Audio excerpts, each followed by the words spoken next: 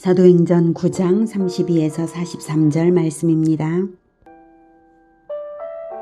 그때에 베드로가 사방으로 두루 다니다가 루다에 사는 성도들에게도 내려갔더니 거기서 에니야라 하는 사람을 만나매 그는 중풍병으로 침상 위에 누운 지 8회라. 베드로가 이르되 에니야야, 예수 그리스도께서 너를 낫게 하시니 일어나 네 자리를 정돈하라. 한데 곧 일어나니 루다와 사론에 사는 사람들이 다 그를 보고 주께로 돌아오니라. 요빠에 다비다라는 여제자가 있으니 그 이름을 번역하면 도르가라. 선행과 구제하는 일이 심히 많더니 그때에 병들어 죽음에 시체를 씻어 다락에 누이니라. 루다가 요빠에서 가까운지라. 제자들이 베드로가 거기 있음을 듣고 두 사람을 보내어 지체 말고 와달라고 간청하여 베드로가 일어나 그들과 함께 가서 이르매 그들이 데리고 다락방에 올라가니 모든 과부가 베드로 곁에 서서 울며 도르가가 그들과 함께 있을 때에 지은 속옷과 겉옷을 다 내보이거늘 베드로가 사람을 다 내보내고 무릎을 꿇고 기도하고 돌이켜 시체를 향하여 이르되 다비다야, 일어나라. 하니 그가 눈을 떠 베드로를 보고 일어나 앉는지라. 베드로가 손을 내밀어 일으키고 성도들과 과부들을 불러들여 그가 살아난 것을 보이니 온 요빠 사람이 알고 많은 사람이 주를 믿더라. 베드로가 요빠에 여러 날 있어 시몬이라는 무두장이의 집에서 머무니라. 사랑하는 형제 여러분, 7월 14일 수요일 저녁 묵상에 오신 것을 환영합니다. 하나님 나라 건설을 위한 하나님의 계획은 지구 어느 한 구석에서만이 아닙니다. 창조 때에 사람을 창조하시며 온 땅을 정복하라고 하신 것처럼 하나님은 온 땅 가득 하나님의 백성들을 부르셔서 하나님 나라를 충만하게 세우실 것입니다. 그러한 하나님의 계획은 초대 교회에서부터 이미 뚜렷했는데요. 오순절날에 다양한 외국어 방언으로 전도하게 하신 일, 초대 예루살렘 교회가 세계 각처에서 온 사람들로 구성된 일, 예루살렘 교회의 7 집사가 헬라파 사람들로 뽑혀서 헬라파 사람들에게 복음이 전파된 일, 사마리아와 외국인에게 세례를 준 일, 박해를 받고 곧 흩어져 복음이 확산된 일, 사울을 부르실 때에 이방인들을 위하여 택한 그릇이라고 이방인을 위한 사도로 세우신 일 등이 그것입니다. 32절부터는 베드로를 통해서도 이방을 향해 열린 지역의 복음 전파를 보여줍니다. 32절. 그때에 베드로가 사방으로 두루 다니다가 루다에 사는 성도들에게도 내려갔더니 처음에 사도들은 초대 예루살렘 교회를 지키는 일이 중요해서 박해가 있어도 박해를 피하지 않고 교회를 지켰어요. 그런데 이제는 오히려 사방으로 두루 다니는 이유는 박해를 이겨내고 여러 교회들이 든든히 섰기 때문입니다. 그래서 주님의 명령 예루살렘과 온 유대와 사마리아와 땅끝까지 증인이 되리라 내 증인이 되리라 하신 그 말씀을 따라 순회 전도를 하는 것입니다. 33절. 거기서 에니야라 하는 사람을 만나매 그는 중풍병으로 침상 위에 누운 지 8해라. 에니야는 헬라식 이름입니다. 헬라파 유대인이었을 것입니다. 34절. 베드로가 이르되 에니야야, 예수 그리스도께서 너를 낫게 하시니 일어나 네 자리를 정돈하라 한데 곧 일어나니. 네 자리를 정돈하라는 내가 완전히 치유되었다는 선언입니다. 이런 이적은 이미 사도행전 3장에서도 성전 미문에서 날 때부터 걷지 못하던 사람을 일어나 걷고 뛰게 한 일이 있었으므로 베드로는 담대하게 행하는 것이죠. 35절. 루다와 사론에 사는 사람들이 다 그를 보고 주께로 돌아오니라. 주께로 돌아오니라는 주님을 믿게 되었다는 것이고요. 36절. 요빠에 다비다라 하는 여제자가 있으니 그 이름을 번역하면 도르가라. 선행과 구제하는 일이 심히 많더니. 요빠에 다비다라 하는 여제자. 요빠는 루다와 사론에 가까운데요. 이 지역들을 지도로 보면 하나님의 일하심이 보일 것입니다.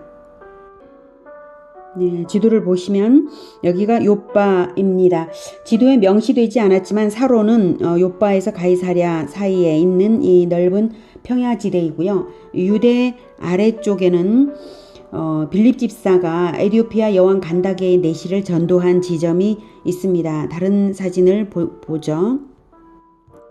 여기에서 보면 바로 빌립 집사가 사마리아 지방에서 전도를 하고 이 아래쪽으로 내려와서 성령께서 명령하시는 대로 주의 그 사자가 명령한 대로 왔었죠. 그래서 요쪽에 가사로 가는 길까지 가라고 했습니다. 그래서 이 지점에서 아마 에티오피아 여왕 간다게의 내시를 전도했고, 그리고 또 성령께서 갑자기 순간 이동시켜서 빌립을 아소도에 나타나게 하셨죠. 아소도에서 가이사랴까지 전도하며 올라갔거든요. 그 사이에 여기에 욥바가 있고, 그리고 또 이렇게 사론이 있고요. 루따는 이쪽에 있었고요. 네, 그렇습니다. 이렇게 빌립이 1차 전도로서 복음의 씨를 뿌린 곳들이 바로 여기입니다. 이렇게 하나님께서 섭리하시면서 1차 전도자 빌립, 2차 전도자 베드로 이런 식으로 보내시면서 먼저 전도하게 하시는 이 지역들이 지중해 연안이었다는 점입니다. 여기가 지중해죠. 지중해 연안이었다는 이 점이 중요합니다. 지중해를 통해 바로 유럽으로 드나들 수 있는 곳이니까요.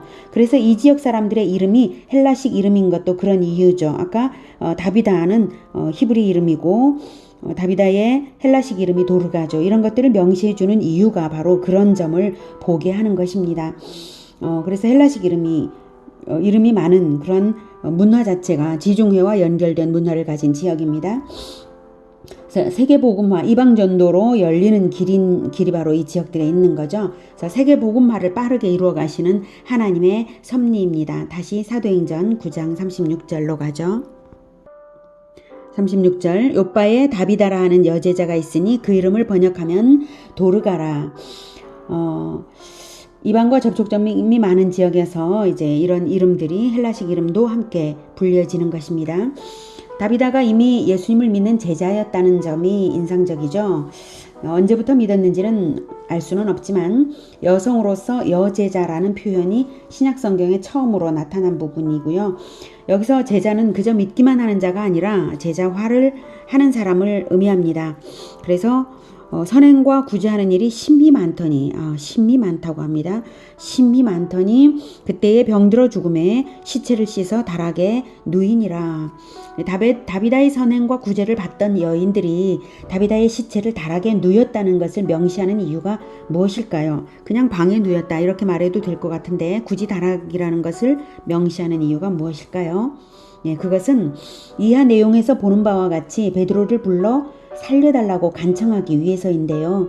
열왕기상과 열왕기하를 보면 엘리사 엘리야에게 다락방에 기거하도록 제공한 집주인 여자들이 죽은 자기 아들을 살리심 받은 일이 나옵니다. 유사한 일이 나와요.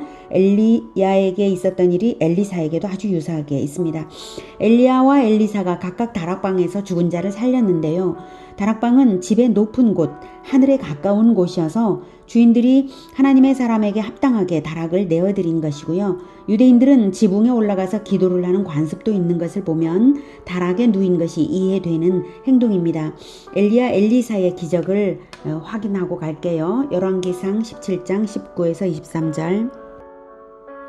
엘리야가 그에게 그의 아들을 달라 하여 그를 그 여인의 품에서 받아안고 자기가 거처하는 다락에 올라가서 자기 침상에 누이고 여호와께 부르짖어 이르되 내 하나님 여호와여 주께서 또 내가 우거하는 집 과부에게 재앙을 내리사 그 아들이 죽게 하셨나이까 하고 그 아이 위에 몸을 3번 펴서 엎드리고 3번 펴서 엎드리고 여호와께 부르짖어 이르되 내 하나님 여호와여 원하건대 이 아이의 혼으로 그의 몸에 돌아오게 하옵소서 하니 여호와께서 엘리야의 소리를 들으심으로 그 아이의 혼이 몸으로 돌아오고 살아난지라. 엘리야가 그 아이를 안고 다락에서 방으로 내려가서 그의 어머니에게 주며 이르되 보라 내 아들이 살아났느니라.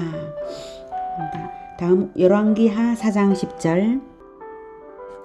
청하건대 우리가 그를 위하여, 이 청하건대는 엘리사를 청하는 엘리사를 자기 집에 기거하게 한 수냄 여인이 자기 남편에게 청한 것입니다. 우리가 그를 위하여 엘리사를 위하여 작은 방을 담 위에 만들었죠. 다락방입니다. 만들고 침상과 책상과 의자와 촛대를 두사이다. 그가 우리에게 이르면 거기에 머물리이다 하였더라. 다음 열왕기하 4장 32, 37절 32, 37절 보겠습니다. 32. 네, 엘리사가 집에 들어가 보니 아이가 죽었는데 자기 침상에 눕혔는지라. 다락방의 침상이죠. 들어가서는 문을 닫으니 두 사람뿐이라. 엘리사가 여호와께 기도하고 아이 위에 올라 엎드려 자기 입을 그의 입에, 자기 눈을 그의 눈에, 자기 손을 그의 손에 대고 그의 몸에 엎드리니 아이의 살이 차차 따뜻하더라. 이렇게 죽은 아이의 몸에 자기의 몸을 맞추어 대는 것은 자기의 생명으로 아이의 생명을 대신이라도 하고자 하는 열정적 헌신을 나타낸 기도입니다. 행위적인 기도죠. 엘리야도 아이 위에 몸을 3번 펴서 엎드리고 일어나는 행위가 같은 의미였습니다. 35절 엘리사가 내려서 집안에서 한 번 이리저리 다니고 다시 아이 위에 올라 엎드리니 아이가 7번 재채기하고 눈을 뜨는지라. 엘리사가 게하시를 불러 저 수냄 여인을 불러오라 하니 곧 부르매 여인이 들어가니 엘리사가 이르되 네 아들을 데리고 가라 하니라. 여인이 들어가서 엘리사의 발 앞에서 땅에 엎드려 절하고 아들을 안고 나가니라. 다시 사도행전 9장 38절로 갈게요.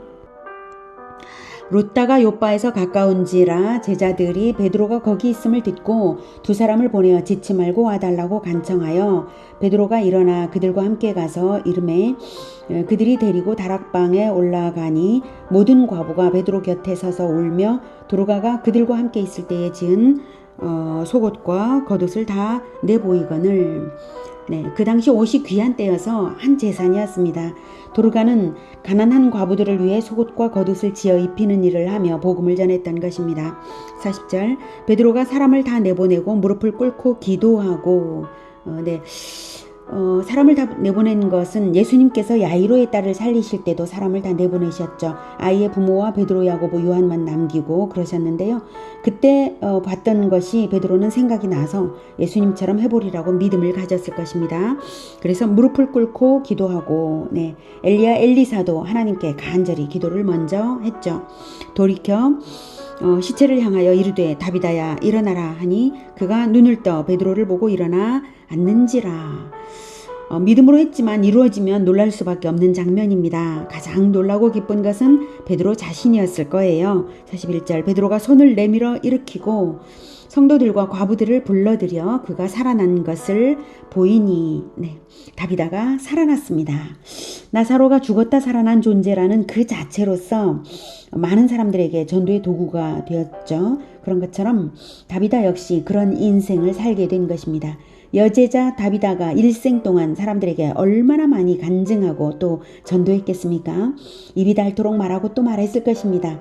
다비다뿐만 아니라 모든 과부들이 그랬을 것입니다.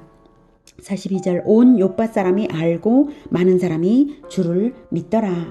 이렇게 주님을 믿게 하는 것이 바로 이적의 목적입니다. 병을 낫고 살리는 것 자체만으로 만족하는 것이라면 허무한 일이죠. 이적은 반드시 믿음으로 열매 맺어 영생을 얻어야만 진정한 가치가 있는 것입니다. 초대교회 시기에 특별히 이런 이적들이 많은 것은 성경이 다 기록되지 못한 그때에 이적을 보지 못하고는 믿음의 근거를 갖지 못할 사람들을 불쌍히 여기셔서 하나님께서 이렇게 초자연적인 이적과 기사로서 많은 사람들을 구원하고자 하신 것입니다. 현대에도 이런 이적이 없는 것은 아니고요. 또 그런 이적을 무시해서도 안 되죠. 그러나 성경의 계시가 광명한 빛으로 주어진 이 시대에는 성경을 통해 하나님을 알고 믿는 것이 더욱 중요하고 가치 있는 믿음이라고 말할 수 있습니다. 예수님은 보지 못하고 믿는 자들은 복되도다라고 도마에게 그렇게 말씀하셨었죠. 이적에 의존하기보다는 성경의 진리를 배워서 믿는 것이 더욱 복된 것입니다. 43절 베드로가 요빠에 여러 날 있어 시몬이라 하는 무두장이의 집에서 머무니라. 베드로가 요빠 전도를 여러 날 했는데요. 무두장이 즉 피역 기술자의 집에 기거했다는 사실 또한 혁신적인 일입니다. 유대인들은 시체를 만지면 율법적으로 부정하므로 짐승의 시체인 가죽을 다루는 일은 가장 천한 직업이었어요. 그래서 기피 대상이었습니다. 그런데 베드로는 무두장이의 집에 여러 날 머물렀다는 것이 예수님이 평소에 세리와 죄인들과 접촉하며 어울리셨던 모범을 따라 이제 편견을 넘어서서 모든 계층에 대하여 전도하고 있는 그런 모습이죠. 오늘은 세계 선교를 열고 계신 하나님의 섭리 속에 베드로가 죽은 자를 살리고 편견을 넘어서서 전도하는 모습을 보았습니다. 많은 과부들을 도우며 전도한 여제자 다비다를 살리심으로써 더욱 전도에 박차를 가하고 계시는 하나님이십니다. 베드로가 전도에 무슨 계획을 가져서가 아니라 그저 복음을 전할 뿐이었는데 그 발걸음은 하나님께서 인도하시고 다비다 역시 인생의 가치를 극대화시켜 주시고 계시는 하나님이시죠. 그리고 집사 빌립이 계획한 것이 아닌 것을 빌립이 씨앗을 뿌린 지역을 베드로가 다져서 열매 맺게 하는 협력 사역을 하나님께서 섭리하심으로 이끌어 가시는 그러한 하나님이십니다. 하나님이 온 세계를 전도하고 계신 것입니다. 하나님 나라 건설의 계획과 발걸음은 하나님이 인도하고 계신 것입니다. 우리는 그저 복음을 가지고 전하고 있으면 그것이 될 일입니다. 하나님의 인도를 받으며 복음 전도자로 살며 하나님이 섭리하시는 놀라운 일들을 체험하는 우리 모두가 되기를 축복합니다. 기도하겠습니다. 하나님, 우리는 복음을 가지고 살아가겠습니다. 복음을 전도하면서 살아가겠습니다. 참으로 복음을 전하기만 할 뿐인데도 하나님께서 인도하시며 또 사용하셔서 놀랍게 세계 복음화가 이루어져가는 모습을 보게 하시니 감사합니다. 하나님께서 하나님 나라를 건설하고 계십니다. 우리를 사용하셔서 놀라운 일을 이루어 주시옵소서. 이 제주도가 섬이기 때문에 온 세계로 바닷길로 열려 있고 하늘길로 이어져 있습니다. 그리고 제주도가 또한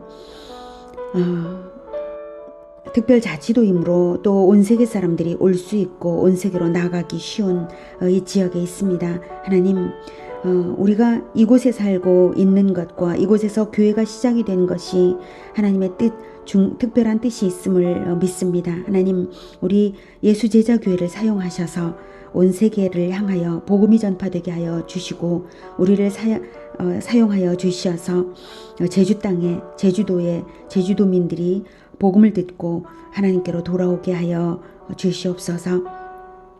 우리를 사용하셔서 하나님의 나라를 건설하시는 하나님께 감사드리며 예수님의 이름으로 기도드립니다. 아멘. 이어지는 시간은 개인 기도 시간입니다.